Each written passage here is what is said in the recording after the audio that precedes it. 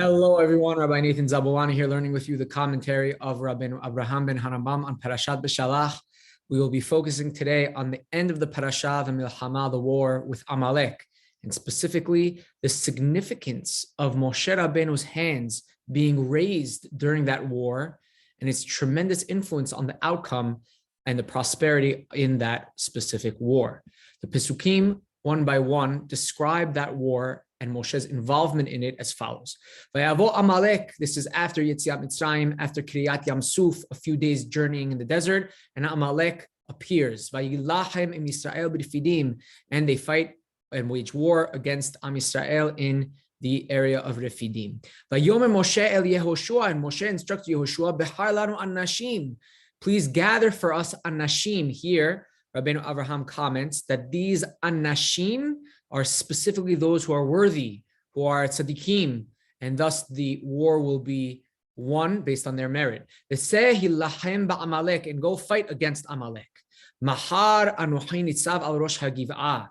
And tomorrow I will be on top of that giv'ah, on that mountain. Umateh ha'elohim beyadi. And this mateh, seemingly the mateh that Moshe had with him throughout the previous parashot, will be in his hands. And what will he be doing? Yehoshua does as Moshe instructs, to fight and wage war against Amalek. Moshe, Aharon, Vehur, Alu, Rosh HaGiv'ah. They went up on that mountain, Moshe, Aharon, and Hur.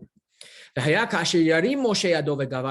this is the interesting and peculiar pasuk in this story.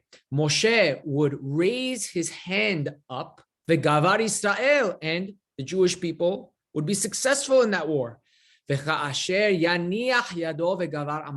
when his arms would go down, Amalek would be successful in the war. And our question is going to be, what do Moshe's arms have anything to do with the battlefield? Videi Moshe kevedim. And at a certain point, Moshe's arms would become very heavy, meaning they were weakened. And they brought him a rock, and he would sit on the rock.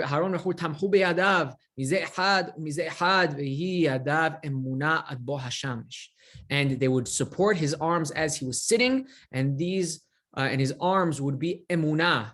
How that fits into the context is a discussion in and of itself until the day would break.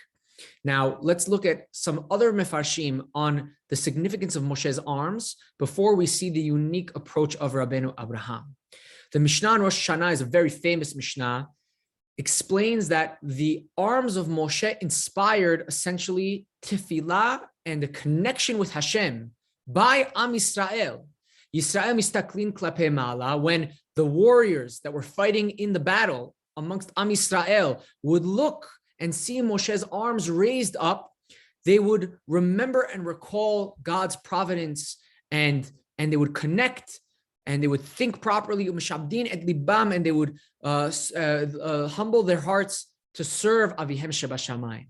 And in that zechut of Moshe's arms being up, pointing their hearts to Shamayim, they would be worthy and successful in the war. When Moshe's arms were not up, that was there was a lacking or a missing of the motivation and the inspiration amongst Am Yisrael, and thus they were defeated. So the Mishnah seems to attribute the arms of Moshe all the way up on that giv'ah, on that mountain, to the inspiration of the tefillah or the connection with Hashem by the soldiers that were down there in the war. Very famous and an important Mishnah, which deals with a lot of different things there regarding the significance of Moshe's arms there. Rabbi Yosef Bechor Shor, who was a student of Rabbenu Tam Tosafot, gives a fascinating explanation, lived in the 12th century. He says that essentially Moshe was like the maestro. He was the leader, the organizer from way up there, signaling to the Jewish people down by the battlefield on how to operate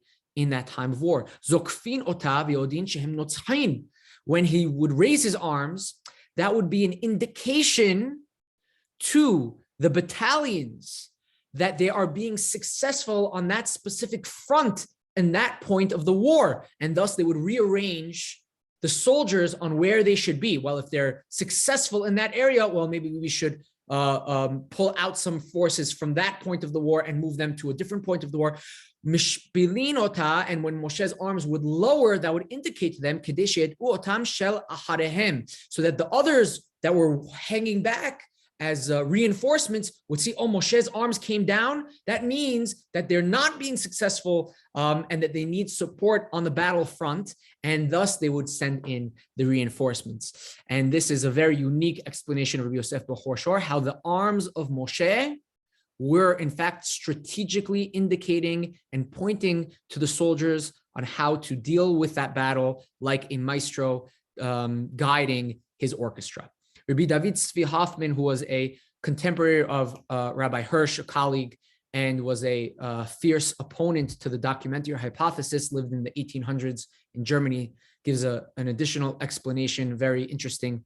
He says that, of course, hen le'idudam shel Yisrael, this was to inspire Am Yisrael, the hands of Moshe, hen lehasagat hanes ha'elohi, but it was also that Moshe, his arms, but we'll see something in particular that were in his arms, was causing a miracle. What purpose was there which Moshe specified that he's going to have mateh ha'elohim? The other commentaries don't really address the fact that Moshe is holding onto the mateh ha'elohim. And Rabbi David Tzvi Hoffman explains that that mateh Elohim, just as it was utilized in the past to perform the makot in Mitzrayim, also here, it was utilized in order to provide a miracle for Am Yisrael. What was the nature of this miracle that was done, through that mateh? It's not clear, it's not described, but in some way, shape, or form, the mateh, which was a vehicle for those performance of miracles, according to Rabbi David Tzvi Hoffman, was what was taking place here with the arms of Moshe being raised, specifically with the mateh. Now that we've seen a few interpretations, we'll focus in on Rabbenu Avraham and Harambam's interpretation. So Moshe's arm is up.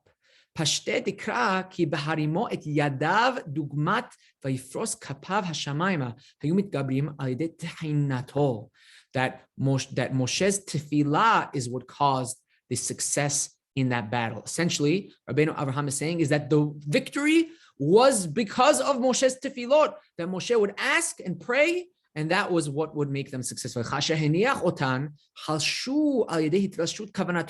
And why would his arms be being dropped? It's because he was exhausted. His kavanah was limited, and that kavanah, which was limited, would thus not bring support, or his tefillot were not strong enough to help Bnei Israel. So you see that Rabbeinu Avraham is attributing the success on Moshe's tefillah and his ability to concentrate. When he had the energy, his concentration influenced the outcome of the war. And when he was weak and unable to concentrate, that also sort of prevented the success, or was not helping the success of Am Yisrael.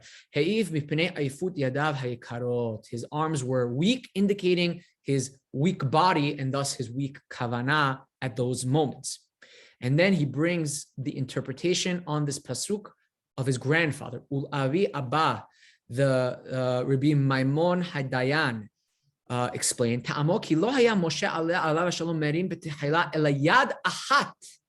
that Moshe wasn't raising both arms at the same time. Look at the Pesukim carefully.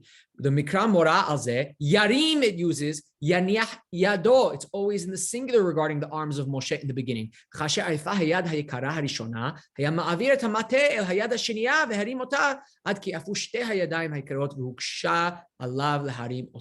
would raise one arm in tefillah, that arm would be weakened. Then he would raise the second arm in tefillah, that arm would be weakened. Maybe he even alternated between them back and forth until both arms were both weakened. And that's when Aharon and Hor stepped in to raise his arms up to give him that energy boost, so to speak. What is Moshe sitting down on the rock for? They could have given him something maybe a little bit more comfortable. They could have provided him something a little bit of more support. But no, for Moshe, that was enough. he didn't need or want more than that. And our rabbis gave a dirasha in Masechet Ta'anit, what they're going to be fighting in the war, and I'm going to be sitting comfy on a bed. No, right? He was mistapek. He needed some energy. He needed to sit down, but he did not settle for anything more comfortable than the rock that was available for them. Just to end, interestingly, this shita that Rabbenu Avraham has, that the tefillot of Moshe were influencing in the war, and specifically the arms that were raised up were helping with Moshe's kavanah. In Sefer HaMaspik, in the Dana edition, page 100, he describes the utility of raising your arms in tefillah. And he says, something that's very appropriate to do during tefillah, right? That when we are asking of Hashem something, we should raise our arms up when we are asking. B'yeshiva, whether you're sitting down, kibirkat hashkivenu, like when we're saying the beracha of hashkivenu in our tefillot, uvidomela be'et hamida, also when we're in the middle of our amidah, or Shemona Esrei, be'emtzauyot shel tefillah, when we are in the middle berachot, those 13 middle berachot, which are of asking. Very appropriate, he says, that we should raise our arms up. That is appropriate positioning in our tefillah. This is a fascinating approach that he has. Mishum shekach ra'inu et minhagei hanevi'im be'et tichinoteihem kefi shemevakesh ha'ani mimi shema'anit lo tzedakah. And he says that this is in fact, and he brings many pesukim of Shlomo HaMelech and here Moshe and others, that they would do this, they would raise their arms up like an ani, like a poor person who is begging for someone for tzedakah. And we are, by doing those motions, by being in that physical position, that inspires us, that trains us, that puts us in the mindset to understand that we are dependent upon Borei Olam and that we need him, and that we are like an ani asking for tzedakah before him, putting us in the right frame of mind. And those arms being up with Moshe helped him with his kavanah. It's interesting that we today don't really do this. It's also particularly interesting that Harambam in Hilchot Tefillah mentions that during the Amidah, we should stand with the arms sort of not to the side, and he doesn't say up, but rather close to the heart, one arm, one hand over the other. There are those who try to explain that, yes, during the Amidah, the first 3 berachot and the last 3 berachot, that is the appropriate stance. But then during the Emtsauyot, when you're praying and asking, then maybe Rambam would have agreed with his son Rabbeinu Avraham's approach of raising your arms up during the tefillah. This is an interesting description. Rabbeinu Avraham also over there explains how tefillah ideally should be while standing, but if a person is weak and is not able to stand, it is completely appropriate and respectful to sit as well. And he demonstrates this through the story that we have with Moshe over here. Thank you very much, everyone, for joining and learning with us the commentary of Rabbeinu Avraham ben Harambam on Parashat Beshalah. There are so many gems in his commentary, especially in this week's parasha. We just brought a very short one at the end of the parasha. Please join us for Parashat Yitro next week. See you then.